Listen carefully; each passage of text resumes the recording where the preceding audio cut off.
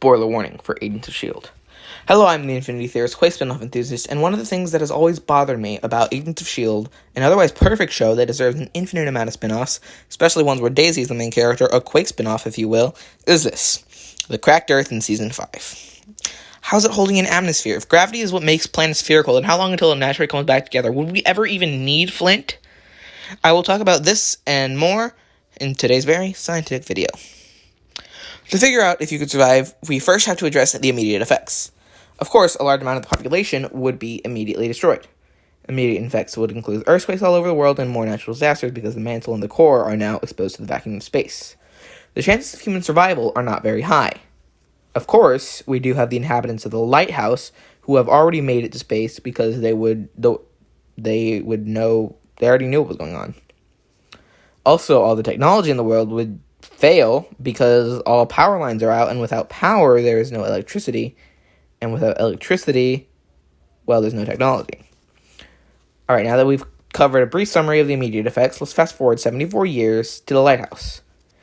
In Agents of S.H.I.E.L.D. Season 5, the Earth is depicted as two halves with rocks floating around it. This, however, would not be accurate. The Earth would have tried to put itself back together using gravity, and that would have failed. Instead, what we would have seen is two smaller spheres circling around each other for hundreds of thousands of years. And that's the scientific explanation for what would happen if the Earth was cut in half. And already we see that Agents of S.H.I.E.L.D. was wrong. So, we're just going to go with it and say, alright, the Earth is cut in half, and it stays cut in half for a while. Could you survive on that surface? Could a half sphere hold an atmosphere? Assuming you could get past the Renexians, could you safely get to Zephyr 1? Short answer, probably not. The two half spheres would have less gravity and a thinner atmosphere. As the atmosphere tries to repair itself, it will essentially stretch out over the broken side of the planet, thinning out the atmosphere. This would make breathing a whole lot harder. Gravity would also change because the planet's now smaller. It would most likely be half of the original gravity, though maybe not, because at this point, the planet hasn't become two spherical shapes yet. So what would happen if the Earth did split in half in real life? Well, I've already addressed some effects, but I will go into detail now. So assuming the lighthouse has already left, and you're stranded on Earth, here's what would happen. First, massive earthquakes.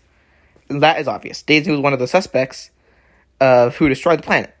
The people with the highest chance of survival would be those on the far ends of the split, as they are the farthest away. The effects of the quake will get to them last. After the Earth was split, massive earthquakes, like I just mentioned, would be felt all around the globe at the same time. This would devastate the population. Along with the quakes, other natural disasters would appear as the mantle and core are now exposed to the vacuum of space. At this point, the planet would be trying to stitch itself together again, but that would do more harm than good. It would result in an earthquake so big it would split the planet into two small spheres. These spheres would circle around each other for hundreds of thousands of years until they finally converge once more and create a new Earth. This planet would be smaller than the original, as so much of the original planet was lost due to collisions. If humans were still around on the lighthouse, it could eventually be possible to re-inhabit our planet, similar to what happened at the end of the movie WALL-E. So, we have concluded that people could not survive on the surface no matter how science fiction tries to explain it. There are always problems. Unless you were in either the Zephyr or the lighthouse, your chances of survival are essentially zero. That is where Flint comes in. Flint with his rock-controlling powers. Obviously, he has, in a way, the opposite power of Daisy. He's strong enough to repair the world. If he did this, could the planet be habitable again?